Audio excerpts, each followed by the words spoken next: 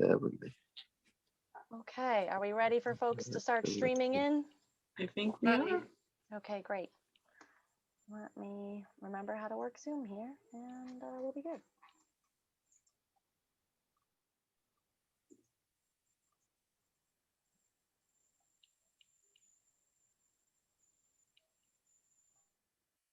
Welcome, everyone. We're letting everybody in. So happy that you could join us. I'm so happy to see so many familiar faces out there. Jane Stern, I see you.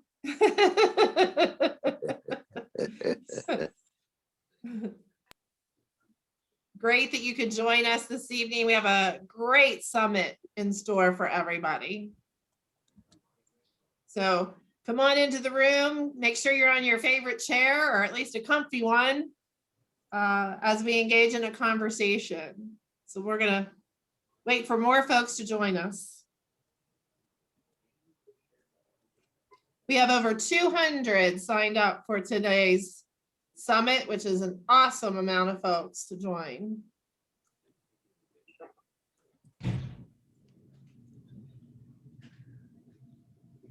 It's a Friday, yay.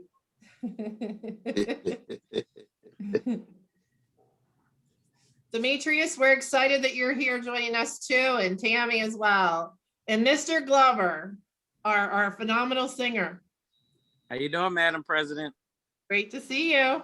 Great to see you as well. Hello, everyone. Great to see everybody. So many folks, so many familiar faces. We miss seeing you in person. Hopefully soon we can get together and get our hugs in. Safely, of course. As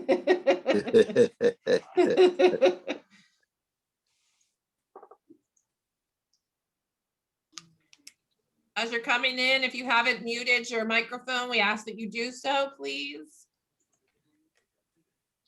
I'm in agreement with many who are writing in the chat that we're so excited to have Dr. West with us and can't wait to hear his wisdom.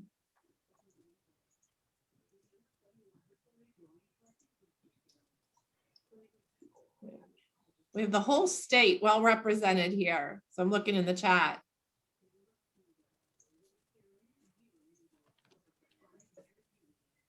Great to see so many folks.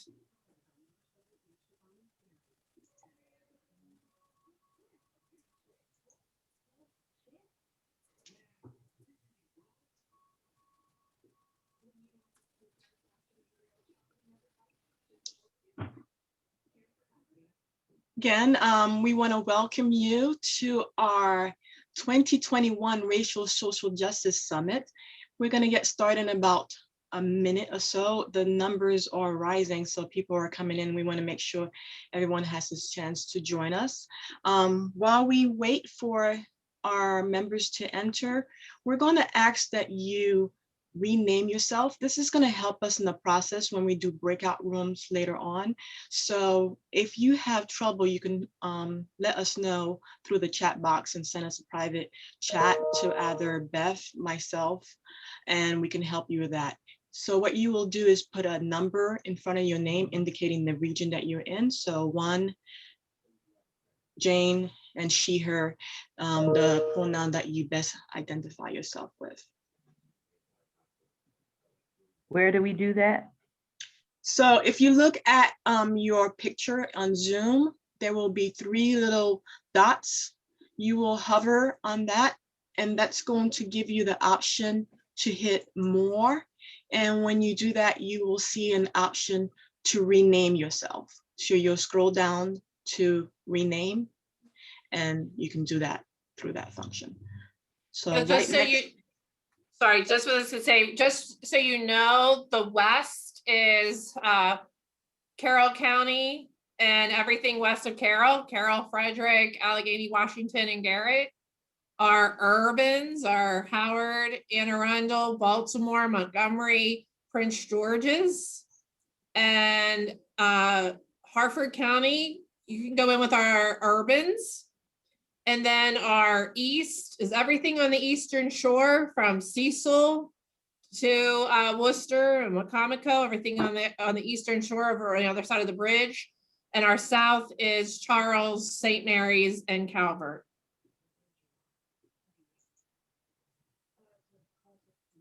Where are you putting Baltimore County in that? It's urban. You're in our urban section. The bigs, Baltimore County, Anne Arundel County, Howard, Montgomery, and Prince George's are urban. And really, if you end up with a different region, you'll still have a chance to talk to folks. So if you're unsure. You said Hartford, you put Hartford in with number 4, correct? Right, we're gonna put Hartford in our urban. Ha ha ha, that's so funny. That's so funny. I have to tell everybody. George's is urban. Okay, we're gonna get started, right, Geraldine? That is correct. Okay, so we're asking everybody to put their mute on because we want to be able to hear our phenomenal speaker that will be coming up. So I just want to say again, good evening, and it's great to see everybody. I know these are tiring times. Some of you are already in schools. Some of you have been in schools the entire year. Some of you are transitioning. I can't thank you enough for all of your hard work and patience and flexibility. We know it's been tough, but we're all fighting to make sure that we're in a healthy and safe environment for our students and ourselves. So we want to thank you for joining our second annual MSEA Racial and Social Justice Summit. I'm Cheryl Boast, and I'm a 4th and 5th grade teacher from Baltimore County, serving as your MSEA president. You are in for a real treat tonight. We have a great speaker, and we have an overall great summit with sessions tomorrow. And let you in on a little secret, we have some students joining one of our sessions tomorrow. So we're excited to have them and their voice with us. Collectively, we truly believe the fight for human rights, social activism, and public education is a necessary action we all must take for all humans everywhere. We cannot remain silent. Our association believes in this work as it is grounded in our mission statement. MSEA empowers members to make a positive difference in their professional lives in order to elevate the quality of public education for all students. The key word in there, I believe, is also empower, because it is our collective work, not just my work or the committee's work or our leaders in our board's work, but all of us working towards the goal to advance our strategic objective, to advance racial and social justice by supporting our members and locals, to advance equity in racial and social justice in education, and improve conditions for students, educators, families, and communities through awareness, recruitment, capacity building, partnership, and individual collective action. This is important work. This is our work, and it's going to take our full commitment. I'm thrilled that after 3 years, we can celebrate the passage into law of the Maryland Blueprint for Maryland's Future.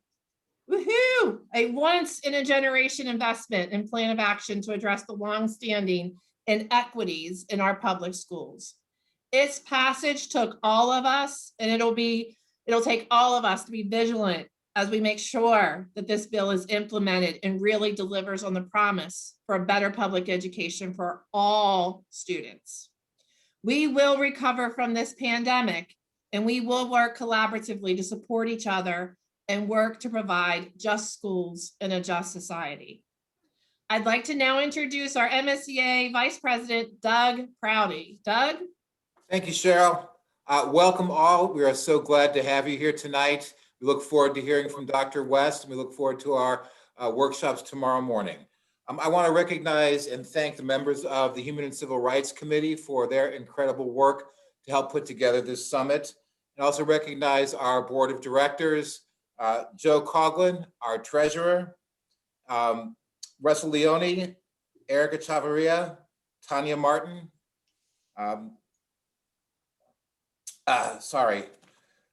Justin Hyde, Tony Mejias, Helen Wilkerson, Veronica Henderson, Donna Christie, Colleen Morris, Philomena Uwana, Michelle Alexander, and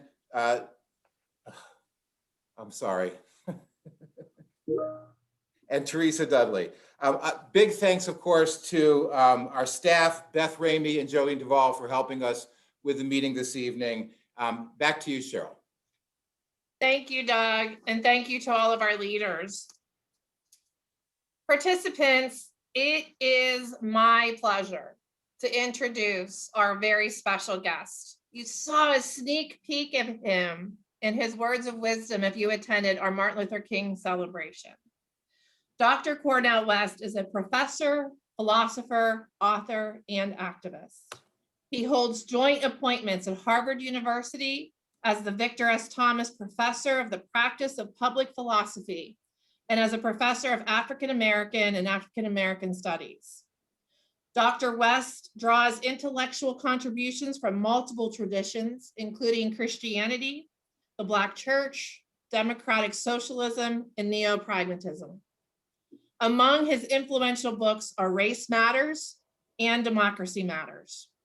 Dr. West is seen and heard discussing politics and social issues on CNN, Democracy Now!, and The Bill Maher Show, just to name a few. He joined us, like I said, briefly at our Martin Luther King celebration, but we are thrilled, Dr. West, to have you join us this evening. Thank you for joining us. Thank you, my dear sister. I salute you. I salute your visionary and courageous leadership, President Cheryl Bost. I want to acknowledge my dear brother Doug as Vice President. I know leadership is very much a cooperative affair, and I want to acknowledge Sister Geraldine and Sister Beth, who I met just prior to our coming together. I am just so blessed, so honored, and so privileged to stand before the Maryland State Education Association. Why? Because teaching is a sacred profession. It is rooted in a profound calling, not a career, but a calling. And it may entail a career, but it's rooted in something deeper than even a profession. It is a vocation. And I say that in a very personal way because my mother, Irene B. West, was an exemplary and remains exemplary human being. She was a teacher for over 25 years. She was a principal for another 13. And there's an elementary school named after her in Sacramento, California, called the Irene B. West Elementary School. It is no accident that I ended up being a teacher too. And so when you think of the role of teachers, the role of education, and the focus on the precious little ones, the children, the young people, how do we shape their hearts and minds and souls and bodies in such a way that they can be, in the language of the great John Coltrane, a real force for good? So when you think about meeting the moment, who are we? How do we meet a moment? And we begin with ourselves. And we live in a moment that's so polarized and gangsterized that you don't begin with name calling and finger pointing. You begin with a critical examination of who you are. And I begin with the fact that I am who I am because somebody loved me. Somebody cared for me. Somebody attended to me. And yes, it was Clifton and Irene West. Yes, it was the teachers, Mrs. Saul and Mrs. Angel. Yes, it was Reverend Willie P. Cook and Deacon Hinton and Sarah Ray at Shiloh Baptist Church. All of that love went into the making and shaping of who I am. And when we talk about our present moment, which is the moment of spiritual decay, which is a moment of moral decrepitude, which is a moment of survival of the slickest and the richest, and an indifference toward the vulnerable and a callousness toward the weak. That's a moment of deep crises. And no democracy can survive based on greed, contempt, envy, resentment, so that the moral and the spiritual dimensions of what it means to be involved in education becomes a crucial moment, and we begin with ourselves.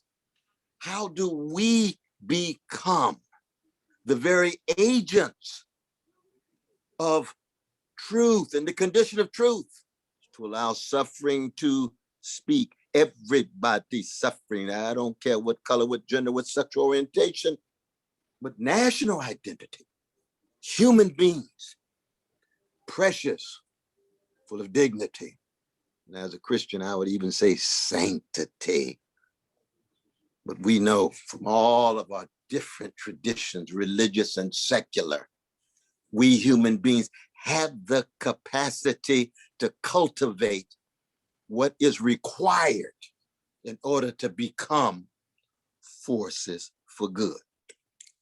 My own case, I situate and locate myself in a great tradition of a grand people, of Black people who have been chronically and systemically hated for 400 years, but keep dishing out love warriors. What is it about these people that in the face of all of that loathing, here comes Sojourner Truth, here comes Harriet Tubman, here comes Ida B. Wells, here comes Martin Luther King Jr., here comes Toni Morrison, comes John Coltrane's Love Supreme, here comes Stevie Wonder's Love in the Need of Love, here comes James Baldwin's love-soaked essays. Love forces us to take off the mask we know we cannot live within, but fear we cannot live without. That heightened vulnerability that has everything to do with the delicacy of relating to each other's humanity. And all I need to do is turn on a little Aretha Franklin. You know what I'm talking about. I listened to a little David Ruffin and the Silky Soul of the Temptations. This is not an invocation of entertainers. They also are educators because they are concerned about a quest for truth connected to suffering. They're concerned about justice in the form of love, because justice is what love looks like in public, just like tenderness is what love feels like in private. I come from a tender people. Otis Redding said, try a little tenderness. Babyface has not just a roni, but a tender roni. There's something about kindness and gentleness, soulfulness, and soul is the sharing of a soothing sweetness against the backdrop of a grim catastrophe. And that's what we ought to do as educators. We learn from the artists and the musicians, because educators at our best, we are artists. But what do artists do? They master a craft and a technique. They get our precious young people to engage in a formation of attention, so they learn to attend to the things that really matter, not the superficial things, but the substantial things: life, death, joy, sorrow, integrity, honesty, decency, generosity, sensitivity, not bodily titillation and stimulation or instant gratification, all of that superficial stuff that constitute dominant ways in our spiritually declining, morally decrepit times. How do we get them to shift that attention? No longer be obsessed and addicted to distractions, by distractions, with distractions, but tend to the most important things. That's what education does. Going back to Plato's Republic, I'm going to get you to turn the soul from the surface realities to the deeper, enduring realities. And that formation of attention goes hand in hand with the cultivation of a critical mind, to think critically. like Socrates, the unexamined life is not worth living. And how do we think critically? Discipline. Putting our arguments forward, telling our stories honestly, generating our narratives candidly, formation of attention, cultivation of a critical mind, and then the maturation of a loving soul. The maturation of a loving soul. We don't want our young folk just to be smart as opposed to wise. Let the phones be smart. We're going to be wise. We don't want our young people just to be sophisticated in their skills, but don't have sensitivity to the suffering of others, empathy and love and compassion. And yes, I come from a people who produce not just love warriors, but they're freedom fighters too. Because in the face of terror for 400 years, they respond the way Frederick Douglass did. You terrorize me, I'm not going to terrorize you. I want freedom for everybody. Oh, can you imagine if Black people had chosen to terrorize white brothers and sisters the way white brothers and sisters had been terrorized? Black folk would have been a civil war every generation. Yes. Wouldn't even have a democracy. Yes, yes, yes. Time you look at Black people, you ought to just give them a standing ovation. We thank you for. Yes, Amen. Amen. Dorothy Heights. Where did she come from? We thank you for the Shirley Chisholm. We thank you for the Malcolm X's and others, especially that later Malcolm. Early Malcolm was wrong about white brothers and sisters. They're not devils, but he was trying to keep track of devilish behavior. That's right. Devilish behavior is the human thing, but white supremacy is no joke. Come on now. No joke at all. It's deadly. But to be a love warrior and a freedom fighter, and then to be traumatized for 400 years and decide to be a wounded healer rather than a wounded hurter. Woo. So all of us got scars, all of us got bruises. But you take the suffering and you transfigure it in such a way that with your heart, mind, and soul as a thoroughly educated, I didn't say miseducated the way Carter G. Woodson understands it. He's right. Educated all the way down. So you're all the way live, the way our funk masters from Dayton, Ohio understand. Because when you all the way live, your mind is sharp, your soul is sensitive, your body is ready to take on whatever burden. And you're ready to be then a blues educator. And what is a blues educator? What is the blues? Blues ain't nothing but a personal narrative of a catastrophe lyrically expressed. You're on intimate terms with catastrophe. Nobody loves me but my mama, and she might be jiving too. That's B.B. King. He's the king of the blues. Strange fruit that a genius from Baltimore City named Billie Holiday sang about. That's catastrophe. It's not a Negro problem. That's a catastrophe visited upon Black people. But in being on intimate terms with catastrophe, you still respond with self-respect and self-trust and self-assurance for self-determination. So that the blues is very much about, in the face of all of the despair and catastrophe, we will not deny it, but we won't allow despair and catastrophe to have the last word. Yes. So as a blues educator, you're wrestling with the precious ones who are wrestling with catastrophe. Too many dilapidated schools, too many indecent housing, not enough health care for the poor and working classes. Thank God for the trade union movements that put the focus on working people, but understanding what? Understanding that it's not ever a matter of simply justice. Justice is fundamental. Justice is indispensable. But any justice that's only justice soon degenerates into something less than justice. You need love. Justice is not being a do-gooder. Justice is not a fad. Justice is not some kind of fashion to make you feel good about yourself. No, Love undergirds the justice. So justice is what love looks like in public because they go together, but love is deeper. So as a teacher, you're there because you have a deep, genuine care for the children. Yes. That's deeper than justice. That includes mercy. That includes patience. That includes embrace of the ones that have given up on themselves, but you refuse to give up on them. That's why I'm here today. Because of my teachers and my mother and my father and those who never gave up on this brother.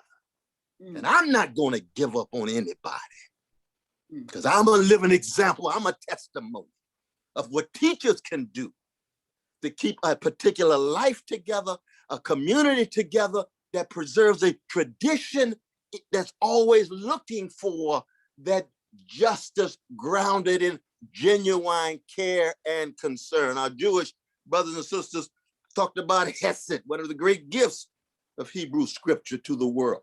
Hesed, loving kindness and steadfast love. Spread it to the orphan, the widow, the fatherless, and the motherless. Spread it to the persecuted and the subjugated and the dominated. Do justly, love mercy, walk humbly with thy God, says my God. Yes, you don't have to be a follower of Judaism, Christianity, Islam to understand the profound truths of the connection of love and justice and healing and freedom, all headed toward democracy. And what is democracy? Democracy ain't nothing but the concrete institutionalization of a jazz sensibility.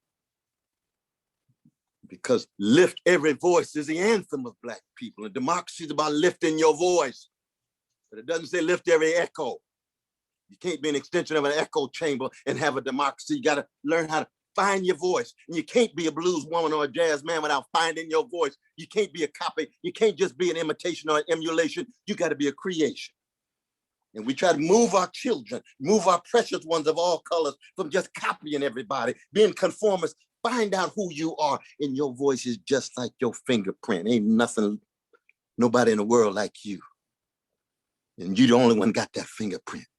You the only one got that voice. And as teachers, you all understand, you're the only one who can execute your vocation given the distinctive and singular gifts that you have. Oh, what a great calling you have.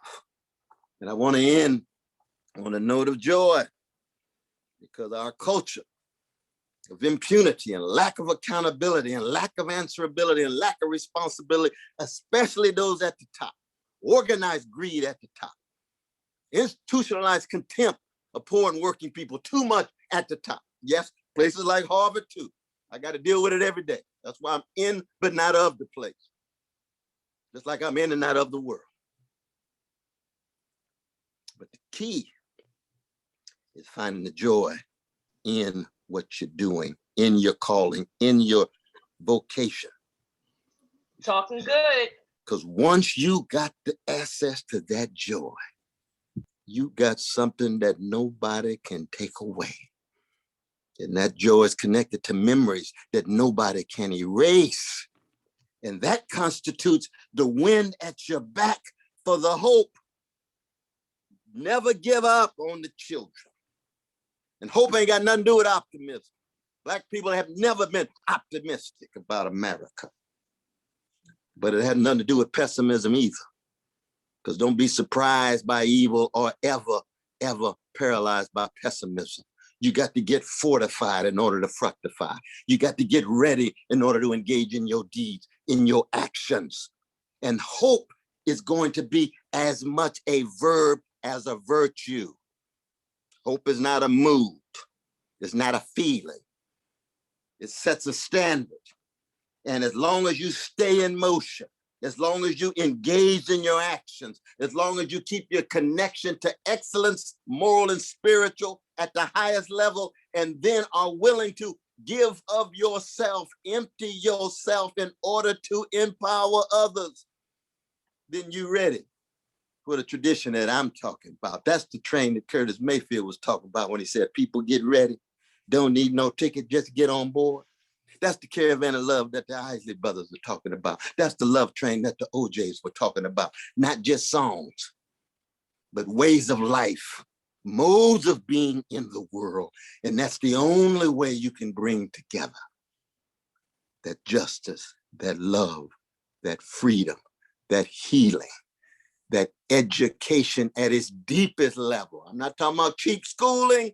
I'm talking about deep education, about transformation, with a sense of humility, a sense of tenacity, and a sense of maturity, of growing up, not just growing big, not just growing rich, not just growing old, but growing up, maturity. That's what the best of the Black freedom struggle has been trying to tell America. You've been too childish, addicted to innocence.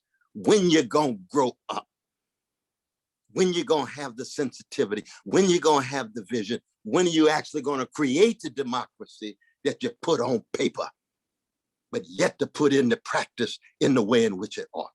So thank you all for allowing me to say a few words, and I'm here to learn, I'm here to listen, but I salute each and every one of you, and never forget that you are tied to a sacred profession and already are forces for good, but all of us stand in need of correction. All of us stand in need of empowerment. All of us stand in need of inspiration. Thank you, Dr. West. We are so honored to have you, and we have hope. And as you said, it's not a mood, it's a virtue. We have hope, and we're going to go forward. When you talk about love warrior and freedom fighter, I have to tell you, I thought of Stacey Abrams. Oh, yes. You know, Absolutely. she lost that election and she did not curl up. She got Isn't that the stronger. She joined and she brought us to where we are today in the Senate. Well, she helped save America from going off a neo-fascist cliff. Of course, she did that all by herself, but Fight Fair was the organization in that regard, both in the country as well as in Georgia. Definitely. Now, I hear that she's a PK too. I hear that she's a preacher's kid. So, you know, PKs often have a jump start in life. They come out of the blocks real strong. And a novelist too. You know, she writes magnificent novels. But I'm so glad you mentioned Sister Stacey, because she, as well as her organization, and just the crucial role of the magnificent Black women and Black sisters who played a disproportionate role of saving our democracy. Absolutely. And we're so proud and so honored to have Kamala Harris as our vice president. Sister Kamala Harris doing her wonderful thing. Absolutely not. The politicians, of course, you always got to keep them accountable, though. That's the thing about it. No matter what color they are, you keep them accountable. But she's brilliant. She's sharp. It's just that she's got to push toward that FDR-like boldness. You know what I mean? That kind of glib neoliberal mode I'm very, very critical of. But that's another lecture, you can imagine. Absolutely. Well, we're going to engage in some question and answers. So I want to give directions to all of our participants who have had the honor to be here and listening to you, but we're going to hear more. And I want to say, though, thank you for not refusing to give up, and thank your mother. And when I get to Sacramento, I'm going to go find. Oh, you give Mom a hug. Give Mom a hug. She'll give you a hug. She'll give you a hug. Definitely. So educators, you will have the opportunity to ask questions. I will begin with some questions as we have this conversation, but you can put them in the chat, and our MSEA team will be going through your questions, pulling out ones so that we're not repetitive. And as you can imagine, with nearly 200 folks on our call so far, we will not be able to get through all of your questions. We wish we would, but we may be here all evening into tomorrow. So I just want to thank you for your patience and understanding in advance. And then following our time with Dr. West, we will be breaking out into breakout groups by region. So if you haven't done that yet, next to your name, you need a 1, 2, 3, or 4. if you get put into a different region, it's all okay, so that we can delve deeper into the inspirational words and knowledge that he has shared with us and will continue to. And this will be facilitated by our MSEA HCR committee members. And we want to thank our committee and our staff, Geraldine and Beth, again, for all the work that they've done. So Dr. West, I do want to ask you, you have an incredible history of activism for racial equity, including participating in many civil rights movements, the Million Man March. You joined Occupy Wall Street and the counter protesters in Charlottesville. These are just to name a few. But in your opinion, is there a difference in the Black Lives Matter movement than others you've been a part of? And if so, what gives you hope with the Black Lives Matter movement? Oh, appreciate the question. No, there is a difference. I've been blessed to spend a lot of time with my dear young brothers and sisters, and I tell them up front, I'm old school. You know, I'm Luther Vandross and Isley Brothers and Emotions, the Hutchison sisters, and they've got their hip hop sensibilities, and I learned from them. But the big difference is one, in terms of leadership. The Black Lives Matter movement has done a much better job in terms of pushing back patriarchy, because the genius and talent of Black women has been so often circumscribed in the past. The great Ella Bakers, for example, who really stood alongside Martin Luther King Jr., but had to be in some ways secondary in terms of the various ways in which they hierarchically ranked the movement. She still played a very important role, but these days, the Ella Bakers of the younger generation, they're out front. They are out front. Same is true with homophobia. You got precious gay brothers, so that the legacies of James Baldwin, and lesbian sisters, the precious legacy of Audre Lorde, they are out front. Secondly, I think that there's also a connection with global issues. Because, I mean, my generation, you know, we were just so thoroughly preoccupied with American apartheid, this barbaric system of American terrorism, of Jim and Jane Crow, and of lynching, especially down south, you see, that it was hard to really talk about what was going on in Latin America, or in Asia, or the Middle East, and Russia, and so forth. Now, Martin Luther King Jr., of course, at the very end of his life, was making connections between the bombs dropped in Vietnam and the poverty in America. And he was concerned about the poverty of all poor people. You know, he began on the chocolate side of town, but very much like the love train that I was talking about, it can begin with the ROOTS, with your roots, but the ROUTES, that love train embraces everybody, human beings across the board. And I see that in the Black Lives Matter, the challenge of the Black Lives Matter movement, and I remind him of this all the time, is that they are wrestling with forms of spirituality and morality that's tough, because they're products of a market culture. And the market culture flattens morality and spirituality down. And so people are being much more obsessed with just attention and ambition and spectacle and image. Whereas my generation, you know, we may have been broke as the 10 Commandments financially, but you let Fannie Lou Hamer break off into song. You're going to feel and hear some spirituality. You let Dorothy Love coach. You let James Cleveland get on that piano. You're going to hear something deep that's rooted going all the way back 400 years to slave ships and the slave auctions. These days, the culture is just so thin that our young folk, you know, it's hard for them to even get a soundtrack that can sustain them long.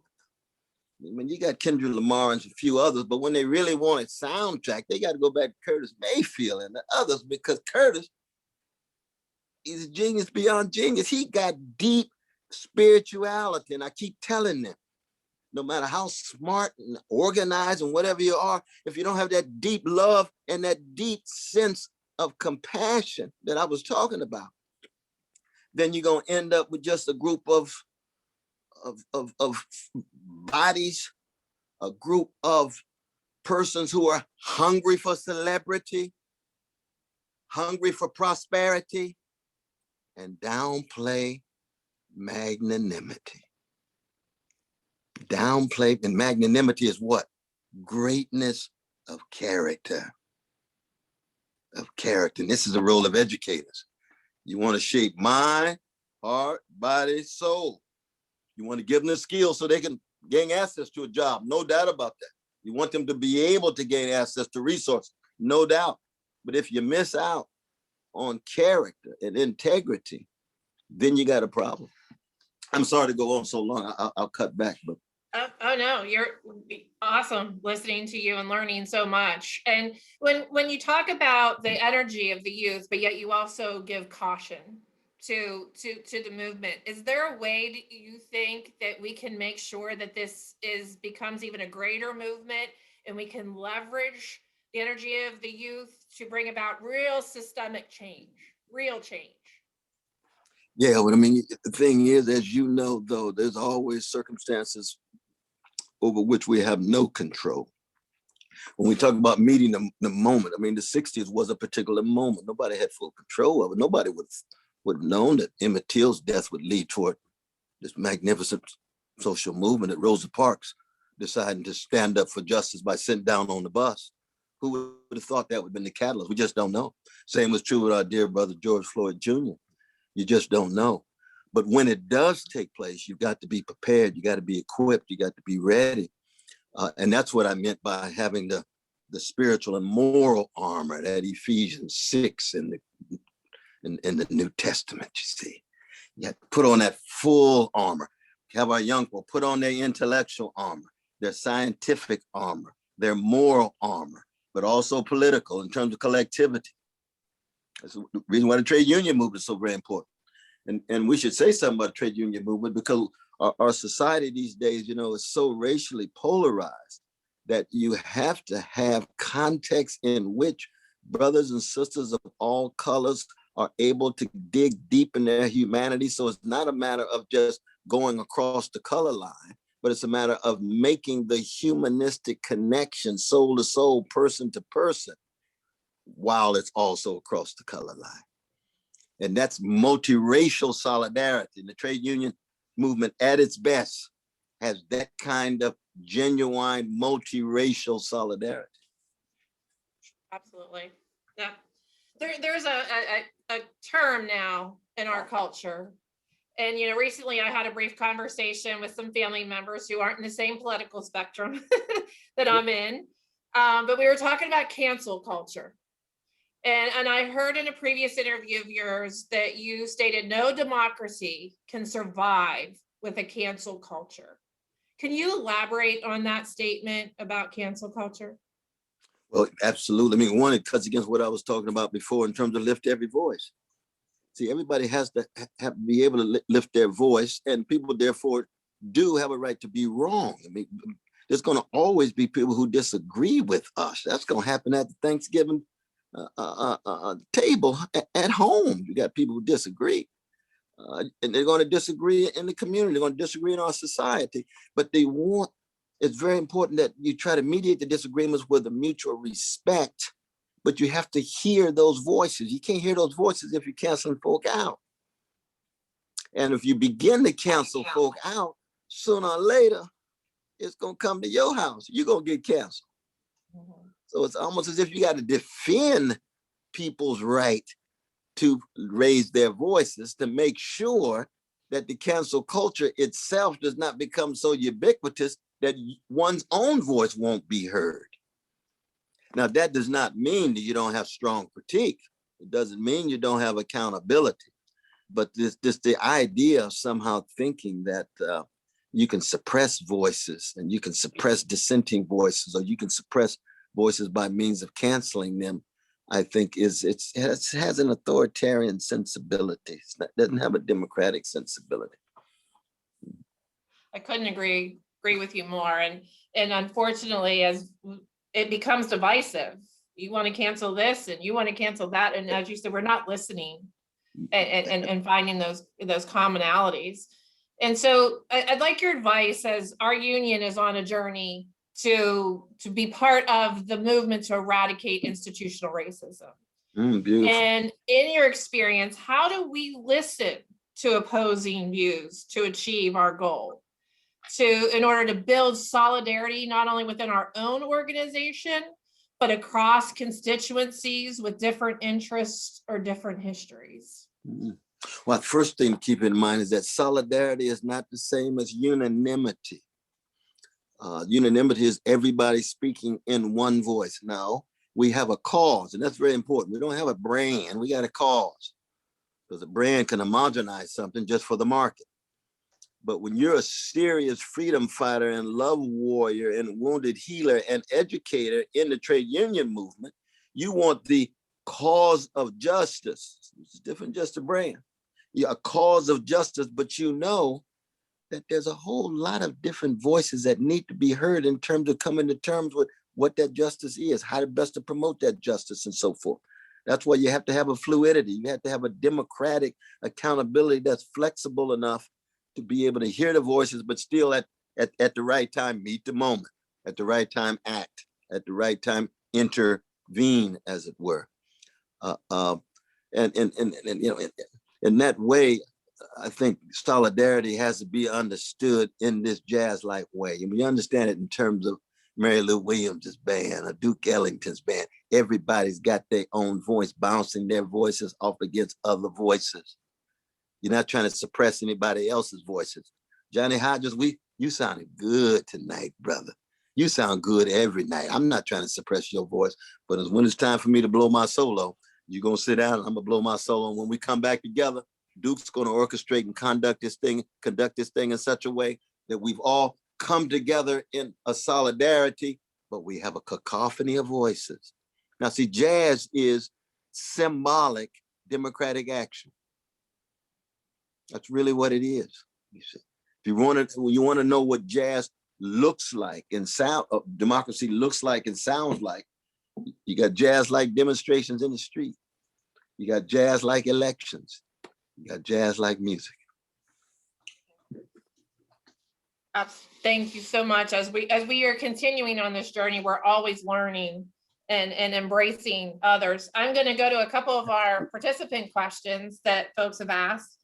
How do we find the intersectionality between movements and come together? Is class the common thread, is the question. You know, it depends on the context. It really does. But I love this question about intersectionality. And I would highly recommend all of us to read and reread Kimberly Crenshaw's great classic essay that's in the book Critical Race Theory. I actually was blessed to write the foreword, 1995. But the essay is called Mapping the Margin, Intersectionality, Identity Politics, and Violence Against Women of Color. It's a classic text. It introduces this notion of how do we understand the relation between race, gender, class. She talks about color. She talks about age. I was blessed to meet her beloved mother before she passed. You see. Why? Because all of these factors are ways in which domination it can be put forward. It could be based on gender. It could be based on color. It can be based on race. But you got hueism and colorism within Black people oftentimes. You see. Well, our beautiful darker brothers and sisters oftentimes get pushed back. You see. And that has to do with proximity to whiteness and so forth. But then you got class. Now, what she doesn't talk about in that essay was empire. I talk a lot about empire. See, the imperial privilege of being in an empire that has vast number of resources in the world, 4,800 military units around the world, and so forth, you see. So that intersectionality becomes crucial, but it depends on what the issue is. If in responding to Floyd Jr., we're talking about white supremacy. If you're talking about domestic violence, then you're talking about male supremacy. But anytime you're talking about male supremacy, you're already also talking about class, because the persons who you talk about do have a socioeconomic position. Even when you're talking about Floyd, you're talking about white supremacy, but he's a Black brother. He got female cousins, and they're beautifully Black too, but they have different experiences in regard to gender. So we have to be able to think of these factors all occurring at the same time And it depends on what particular issues or attacks there are at a particular moment. If they're going to attack my precious lesbian sister or my gay brother, then we talk about anti-homophobia. But we're there because of what? Love. Because we love all of them. We're there because what? Justice. They ought to be treated fairly. You don't be trashing that precious trans person. No, they deserve to be loved. They deserve to be treated fairly. Well, I don't agree with that. Well, we ain't talking about what you agree with your lifestyle. Your love is deeper than what your view is about the lifestyle. Aren't you concerned about their situation? Don't you think they ought to be treated with dignity? Well, yeah, that's true, brother. That's all we talking about. We ain't getting into your Bible and your dogmas and so forth and so on. And you can go on and do your own thing. But when it comes to love, when it comes to justice, and this is true whether you're Jewish, whether you're Arab, whether you're Muslim, whether you're Guatemalan, Palestinian, Californian, Canadian, when it comes to that deep humanity, that's what is most important, at least in my view. Absolutely. I couldn't agree more, and especially when I wrote down, freedom fighters or love warriors. It does start with that love and humanity. Mm-hmm. And it kind of leads into the next question that we received is, what would you recommend young people to fight for? This person says, my students want to be active, but they feel like there's a lot of blocks preventing them to do so. What would you recommend for students of where to start? You talked about all these different, counter and collaborative, but where should students start? Well, I think it ought to be threefold. First, we want students who have integrity and compassion. Very important. And that's something they have to cultivate themselves over and over again. The second thing is excellence in what they do. You don't want anybody out there playing the saxophone and can't hit the right notes. You don't want anybody out there saying they can write poetry and haven't read Gwendolyn Brooks, or haven't read Shakespeare, or haven't read Hart Crane. Excellence. The same is true pilots, carpenters, across the board. But then you use your integrity and compassion. You use your quest for excellence for being part of some motion or movement in your society. It could start in your mosque, in your synagogue, in your church. It could be part of the trade union movement. It could be some civic federation. It could be wrestling with housing. It could be wrestling with domestic violence. There's a lot of different issues. Now, I can't, dictate which particular issue because it has to do with your gifts and it has to do with your own priorities and so forth. But you have to be organized. I mean, I've been blessed to teach in prisons for 41 years. And some of the most magnificent, brilliant brothers I've met in my life have been in those prisons. We teach the same classes that I teach at Harvard and so on. And I can just see the degree to which we should never give up, that people wake up at different times, that people can shift from their miseducation and their misperception to seeing more clearly. Because in the end, education is about what? Seeing things more clearly. And any theory that doesn't allow us to see is cheating us. And then you got to feel deeply, to have a sensitivity to everybody's suffering. Then you got to act courageously, all three of those. And that's what I tell my young folk, whether they're in prison or whether they at Harvard. I guess Harvard can be a kind of prison sometimes too. And prison can be a kind of Harvard sometimes. Malcolm X transformed the cell into a library and became one of the greatest of all 20th century prophets. So you never know where that genius and talent is going to come from, but you have to cultivate it. You got to cultivate it. And I think those three things that you talked about are true for educators. Educators have to be willing to start somewhere. That's right. Have that courage, start somewhere. We have a whole cohort of women's leaderships and minority leadership training, and they're all advancing a leadership project. Because That's you beautiful. can't be a leader until you get out there and you try to do something. That's exactly right. That's exactly right. So the next question that comes up is, it says, Dr. West, I heard you stress that we need to encourage our students to think critically. If there's one additional thing you can encourage educators to do with our students, what would it be?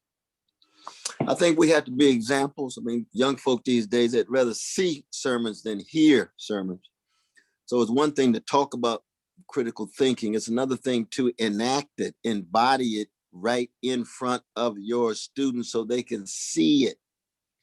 So the very way in which you teach, you have a critical bounce between different perspectives, so they can see, oh my God, I thought that had all of the truth. No, that has a blind spot, but there's a blind spot over here. There's a blind, oh my God, because critical thinking is just a matter of acknowledging no one of us have a monopoly of the truth. Everybody can learn. Everybody can grow. Everybody can mature. You see? And we tell our young folk that in all walks of life. You know, I spend a lot of time with the brothers playing basketball. You see? Well, LeBron got it all. No. LeBron is one of the greatest precisely because he knows he doesn't have it all. He's forever trying to improve, practice, be disciplined, learn from others, encourage others. And the same would be true in terms of a scientist or a pharmacist or a lawyer and so forth. So again, for me, it has much to do with that notion of humility that I was talking about. Yeah, you talk about LeBron, and I'm going to date myself, but I'm more than Michael Jordan. Oh, I understand. I understand. Absolutely.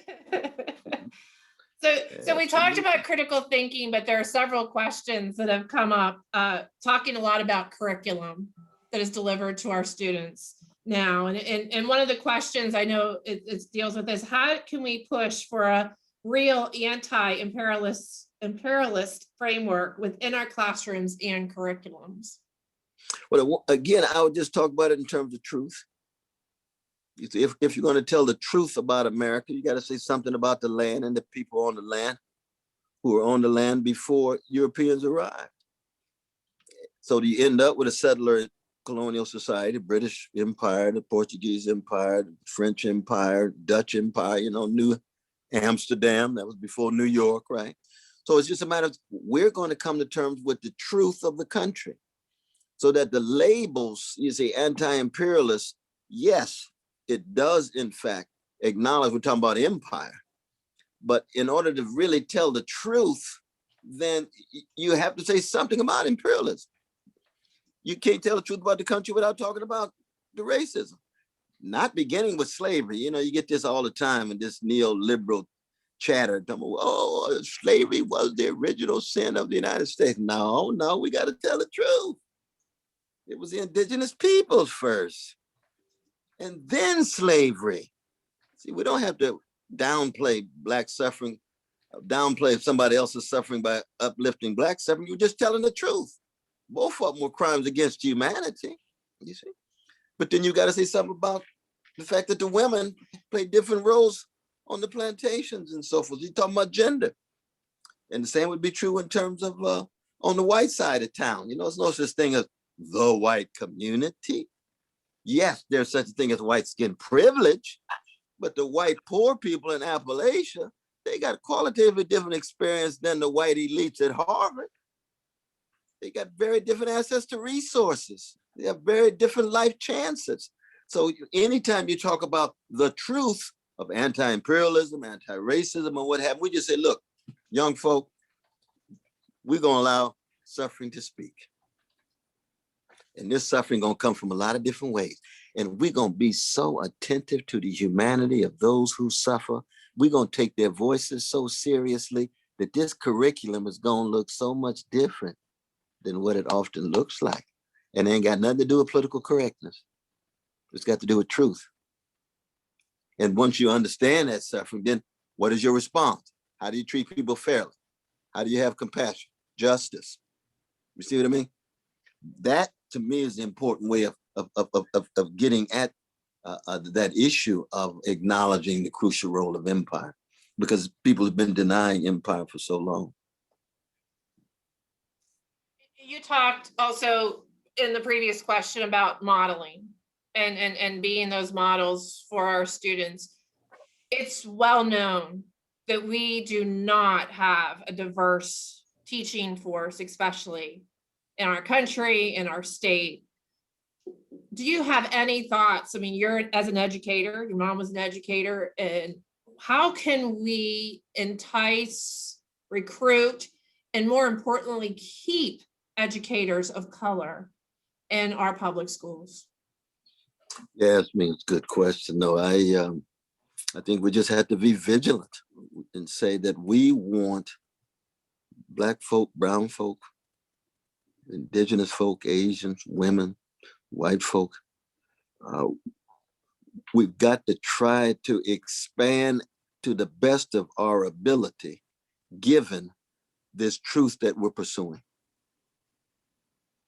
But the other side of that is that we shouldn't assume that skin color or skin pigmentation is the sole criteria of relating to a child who has the same color as a teacher.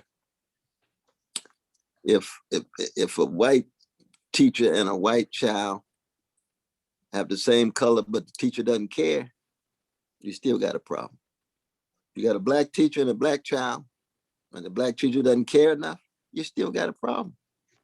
If you got a white teacher who cares deeply for that Black child, you're gonna change that child's life.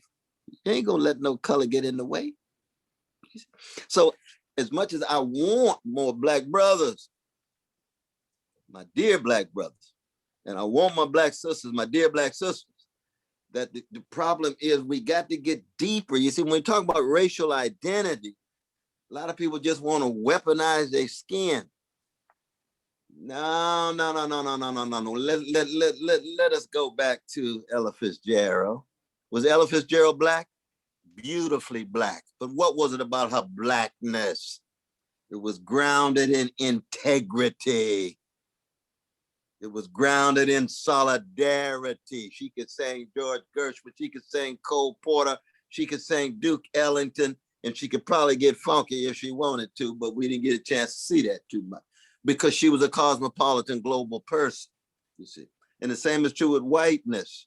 You see, John Brown was a white man who loved Black people so intensely that he died for Black people. And that's a white brother who actually loved Black people more than many Black people loved themselves or others. How did John Brown burst through the white supremacy so thick of that day and say, I love Jamal and Letitia. I'm gonna die for them. I'm gonna bring my sons. I'm gonna talk to Frederick Douglass and Frederick, no, I'm not willing to die right now, but I love those Black people too. But I'm with you, John, but I'm not gonna die right now. I'll die a little later on. Why? Because he had integrity. He had compassion. And those things are always deeper than skin color. They're deeper than gender. They're deeper than any of these barriers, you see. And so as much as I want to promote as many Black teachers and so forth and so on, I don't want to get so caught up in a narrow conception of identity that it downplays integrity, solidarity, courage, and service to others. Amen. I could just say when you started talking as a 4th and 5th grade teacher, especially my time in a very challenging school, you spoke to my heart. It is the love and the compassion that people feel for these kids. Many educators say, my kids. Absolutely. Because we really do pour our hearts and our love into students. And I can just say that that's probably one of the biggest things that hurts my heart right now is how educators are being demonized for not wanting to go back into schools that are unhealthy and unsafe. And we're made to feel as if we're selfish. We're not selfish. We're thinking of our students first and foremost. So I just have to say that because the relationships and the compassion that we have for our students is that love warrior. Absolutely.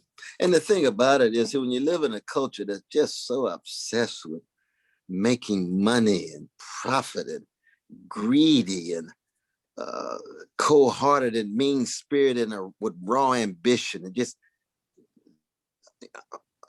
obsessed with the 11th commandment. Thou shalt not get caught. Just do anything to be successful. Just don't get caught. You see, that is about as spiritually empty as they come. As spiritually empty as they come. And the wonderful thing about being a teacher is, yes, we've got to fight for our resources. We got to fight for our status. We got to fight for our dignity. We got to fight for our salaries because we're in a class conflict here. But in the end, teaching is about non-market values. It's about love. It's about care. It's about integrity. It's about honesty. It's about generosity. And without those, you lose your democracy. Absolutely.